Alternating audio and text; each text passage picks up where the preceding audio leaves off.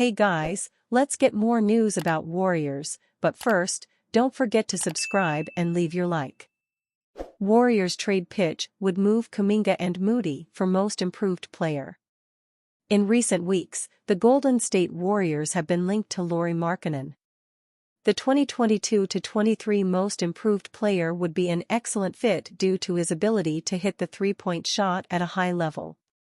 The Warriors also have multiple young players and picks who could interest the Utah Jazz, including Jonathan Kuminga, Moses Moody, and Brandon Podziemski.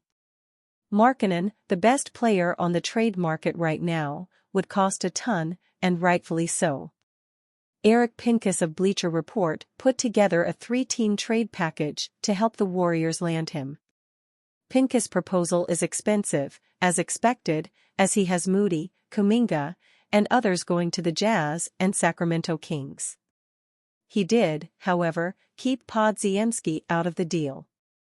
Jazz would get Moody, Kevin Looney, Gue Santos, Kevin Huerter, Colby Jones, 2025 first-rounder, via Warriors, top 5 protection, else 2026 unprotected, 2026 Atlanta Hawks second-rounder, via Warriors, 2027 first-round swap, via Warriors, top 5 protection, else a 2028 Hawks second-rounder, 2028 first-rounder, via Kings, 2030 first-round swap, via Kings. Warriors would get Markkanen, $8 million trade exception, $1.9 million trade exception. Sacramento Kings would get Kuminga, $9.2 million.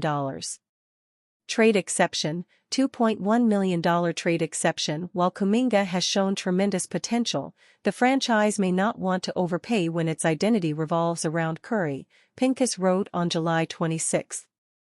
The Andrew Wiggins market is thought to be relatively soft, and the Warriors still need what he does as an athletic wing who can defend and score. Looney has played a vital role on the franchise, but Golden State let Klay Thompson depart to the Dallas Mavericks in free agency, his decision, but the team could have offered enough salary to sway him to return. Looney would be superfluous with Draymond Green, Tracy Jackson-Davis, and Markkanen. The Golden State Warriors have been working the trade market this offseason, and forward Draymond Green essentially confirmed that on July 25 in an episode of the Club 520 podcast. Green, however, didn't mention any names, just that the Warriors were going to make some trades. "We was just about to make some trades last week," Green said. "And I told them straight up, that trade will help me. It'll help me in my career these last couple of years with Stephen Curry. But I've always spoken from a place of what's best for this organization. I won't stop now." It's uncertain who Green was talking about, but there's a scenario where he was hinting at a Markkanen trade. However, with Markkanen being 26 years old, it's tough to see where a deal for him hurts their future. A Markkanen trade wouldn't only give the Golden State Warriors a chance to win right now, but it'd also put them in contention for the foreseeable future, with him being one of the main pieces. At the very least, even when Stephen Curry retires, the Warriors would have a number 2 option on a championship team. His fit next to Curry and Green in Steve Kerr's offense would be perfect, as he shot 39.9% from three-point range on 8.0 attempts per game last season. If the Warriors believe a trade would give them a chance to maximize Curry's window, there's not much of a downside to giving it a chance. If he were older, it'd make sense to avoid a deal, but he's young and fits the now and future. Warriors rival makes significant move in signing best remaining free agent. The Golden State Warriors' task in the Pacific Division just got slightly more difficult with the Phoenix Suns landing the league's best remaining free agent in Tyus Jones. Jones has signed a 1-year, $3.3 million contract with the Suns, according to ESPN's Adrian Wojnarowski on Saturday. It's a huge coup for the franchise, who continue to make the most of their limited financial flexibility this offseason. The 28-year-old is coming off a 2-year, $29 million contract, with his recent production having suggested that another deal well in excess of $10 million per season was forthcoming. Jones averaged 12 points and 7.3 assists in 66 games with the Washington Wizards last season, shooting 48.9% from the floor and 41.4% from three-point range. Instead, Jones has chosen to take a one-year prove-it deal with the Suns, much in the same manner as Gary Trent Jr. did in signing with the Milwaukee Bucks. The 9-year veteran joins Mason Plumlee and Monty Morris as valuable additions on minimum contracts for Phoenix this offseason. Jones had been floated as a potential option for the Warriors, particularly as the offseason developed and it became increasingly more realistic that he'd accept a one-year, minimum contract. There's no indication at this stage that Golden State was ever a possible suitor, with little doubt that Phoenix's lack of genuine point guards opens up far greater playing opportunity for Jones. Outside of starting point guard and 2x MVP Stephen Curry, the Warriors appear comfortable in handing the bench unit to impressive 21-year-old Brandon Podziemski. Last year's 19th overall pick recorded 13 assists across his 2 Summer League games in Las Vegas, before he and Tracy Jackson-Davis rested over the remainder of the schedule. Podziemski could also be the key to unlocking a Lauri Markkanen trade though, with Jones no longer a potential backup option should the Warriors choose to relent and give up the all-rookie first-team member. Joe Lacob reluctant to trade Jonathan Kuminga, Brandon Podziemski. The Warriors are rumored to be among the teams with the most interest in trading for Jazz forward Lauri Markkanen, but team owner Joe Lacob tells Tim Kawakami of The Athletic that it would be difficult to part with either Jonathan Kuminga or Brandon Podziemski in any deal. Lacob says teams have inquired about both players, but he sees them as future franchise cornerstones.